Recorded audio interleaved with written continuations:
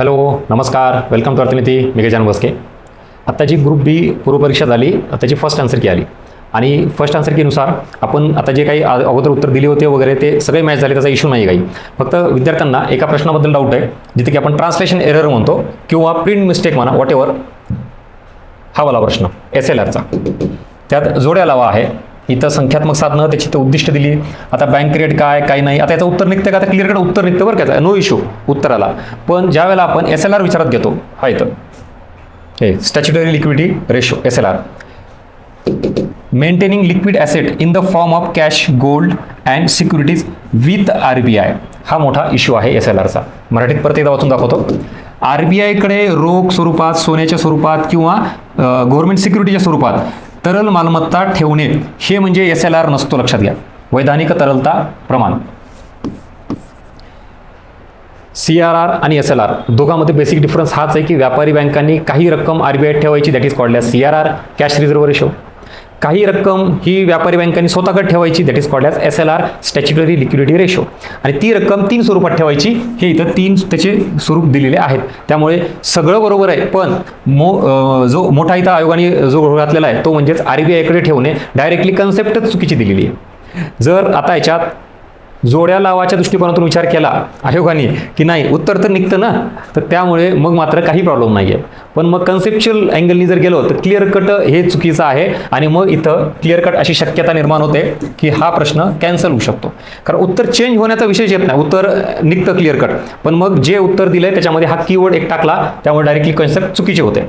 आणि याला सोर्स तुम्हाला मी क्लिअर कट RBIचा किंवा ऑथेंटिक गव्हर्नमेंटचा सोर्स आहे. आणि हे माझ्याकडेच नाही, सगळीकडे आहे. साधी बेसिक कन्सेप्ट आहे, सगळ्यांना माहिती. तर सोर्स आहे तर ते इथं तुम्हाला दिलेला आहे. त्यामुळे हा झाला SLRचा प्रश्न. उत्तर चेंज होण्याचा विषय नाही, फक्त येतो कॅन्सलेशनचा. त्यात पण स्टेटमेंट जर असलं असतं तर डेफिनेटली मी म्हणलं असतं तुम्हाला की ते चुकीचं आहे. इथं तो प्रश्न जोड्या लावामध्ये आहे, त्यामुळे इथं उत्तर जर काढण्याचाच फक्त विचार केला आयोगाने तर मग काही इश्यू नाही, उत्तर निघतं. ठीक आहे. आणि तुम्ही कन्फ्यूज होऊन, समजा तुमच्यापैकी असं काही जणांचं म्हणणं असेल, सर मग आम्ही कन्फ्यूज झालो. तुम्ही कन्फ्यूज जरी झाले आणि काही जरी दिलं तरी इन एनी हाऊ जोड्या लावायच्यात आपल्याला. म्हणजे हे जरी चुकीचं असलं तरी हे बरोबर कशाला जाऊन मॅच होतं, SLRला. असा बराच काही विद्यार्थ्यांचा हे आहे. पण क्लिअर कट काही गोष्टी ह्या आता आयोगाने ठरवायच्यात की चुकी बरोबर तुम्हाला काय इथं क्लिअर केलं, त्याच्यावर काय डिसिजन घ्यायचं हे आपल्याला सेकंड आन्सरनुसार कळेल. चला, हा सोर्स आहे त्याचा. ठीक आहे. इकडं ह्याच्यात पण काही विद्यार्थ्यांनी पाठवले. आता हे सगळ्यांचा डाऊट आहे असं अजिबात नाही आहे, पण ज्यांचा डाऊट आहे त्यांनी बघा. आता आपण दिलेले उत्तरही सोर्सही सगळे मॅच होत आहेत, पण काही विद्यार्थ्यांचं असं म्हणणं आहे की सर हे इथं जे आहे ना, हे जे आयोगाने इथं हे केलेलं आहे तर त्याचा सोर्स बघा, हा कोल सेक्टर, आणि त्याच्यामध्ये हे 13.1 म्हणजे 13% बरोबर आहे. आणि 13.1 याच्यामुळे काय कॅन्सल केलं का, एक पॉईंटमुळे, म्हणजे अ बरोबर आहे. तर त्यांचं काय म्हणणं आहे की हे सुद्धा बरोबर यायला पाहिजे. हे तर बरोबर दिलंय ब, म्हणजेच ब बरोबर कुठे आहे हे असं यायला पाहिजे त्यांचं म्हणणं आहे. पण नीट बघा तुम्ही इथं काय म्हटलेलं आहे, मायनिंग सेक्टर आणि त्याचं 13%. या इकडं आता बऱ्याच विद्यार्थ्यांनी मला जो हा सोर्स पाठवलेला आहे तर ॲक्च्युली इथं मायनिंग सेक्टर नाही, कोल सेक्टर आहे. मग कोल त्यातला अजून स्पेसिफिक झालं. तुम्ही त्याचा आकडा सांगताय मला 13.5, ज्याचं म्हणणं आहे ना सर की हे बरोबर यायला पाहिजे कारण 13% आहे. तर ॲक्च्युली ते कोल सेक्टरचं, मायनिंग सेक्टर अजून त्याची ब्रॉड कन्सेप्ट आहे आणि त्याचा सोर्स देतो या इकडं. हे म्हणजे इथं जे प्रश्न टाकलेले क्लिअर कट 23-24, हे इथं 23-24 याच्यामध्ये, हे 23-24 या पिरियडमध्ये क्लिअर कट 3 सेक्टर्स मेन्शन केलं. कुठलं मायनिंग, मॅन्युफॅक्चरिंग, इलेक्ट्रिसिटी. आणि त्याच्या मग पुन्हा लगेच पॉईंट दिले किती येते. सो मायनिंगचं येतं 7.5, इकडं परत तुम्हाला दुसरं मॅन्युफॅक्चरिंगचं येतं 5.5 आणि इलेक्ट्रिसिटीचं येतं 7.1. तर आपल्याला काय करायचं आता, मायनिंगचं किती येतं 7.5, जे की इथं चुकीचं आहे. खाण क्षेत्र मायनिंग 13 नाही तर ते किती यायला पाहिजे 7.5%, म्हणून हे चुकीचं आहे. आता कळालं का? त्यामुळे तुम्ही कदाचित हे नीट वाचलं नसेल. मायनिंग सेक्टर, कोल सेक्टर ह्या प्रत्येक गोष्टीचं वेगवेगळं आहे. आणि आपल्याला हा सुद्धा परत गव्हर्नमेंटचाच सोर्स आहे मायनिंग सेक्टरचा. इथंही तुम्ही जर विचारात घेतलात तर ह्याच्यात क्लिअर कट मायनिंग सेक्टर याच्याबाबत विचारलेलं आहे. त्यामुळे कदाचित तुमचं कन्फ्युजन असेल विद्यार्थी म्हणून, ह्या गोष्टी हे करा, म्हणजे याला तर ऑब्जेक्शन घेण्याचा विषय येत नाही. आणि राहिली गोष्ट SLRचा, ते तर तुम्हाला मी क्लिअर कट सांगितलं. ह्याच्यात हे चुकीचं आहे, त्याला सोर्स तर सगळीकडे अवेलेबल आहे, नो इश्यू. चला, ह्याच्यात काही बदल होईल असं मला वाटत नाही आहे, सोर्स तुम्हाला दिलेला आहे. चला नेक्स्ट. हां, इथं पण काय जे ऑलरेडी आपण दिलेलं आहे त्याला सोर्स पण दिलेला आहे, त्यात तुम्ही परत व्हेरीफाय करून घेऊ शकता. No change. हां, इथं एक लक्षात घ्या. आता परत काही विद्यार्थ्यांचं काय म्हणणं आहे, सर इथं मग सरकारी बँक दिलेलं आहे आणि परत इथं कुठेही तसं मेन्शन केलं नाही आहे. आता सरकारी बँक म्हणून RBIची काम करते, पण सरकारची बँक म्हणून त्याचा निधी सांभाळणे, त्याला फायनान्शियल काउन्सिलिंग करणे वगैरे तो पाठ येतो. पण पुन्हा तोच मुद्दा येतो की तुम्ही ज्यावेळेला परत इंग्लिशकडे येता तर काही इश्यू नाही आणि उत्तरही निघतं. आता ज्यांनी उत्तर दिले त्यांचा इश्यू नाही आहे, मला डाऊट क्लिअर करणं हे माझं काम आहे. त्यामुळे ज्याला असं वाटतं की काही नाही सर माझं क्लिअर आहे, तुम्ही व्हिडिओ बघू पण नका.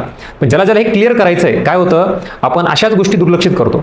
म्हणजे हे असे जे प्रॉब्लेम्स आहेत ना, हे परत तुम्हाला पुढच्या परीक्षेमध्ये आले तर त्याला डील कसं करायचं ह्या गोष्टीसाठी आपण तयार होतो. म्हणून फर्स्ट आन्सर की असो, सेकंड आन्सर की असो, त्याच्यानंतर सुद्धा मी लेक्चर काय घेतो, भलेही काही न बदलू द्या, काही न चेंज होऊ द्या, पण आपल्याला हेही लक्षात घ्यावं लागेल काही गोष्टी आयोग का बदलत नाही. म्हणजे फर्स्ट आन्सर कीनुसार हे उत्तर तेच आणि सेकंडनुसार तेच असतं.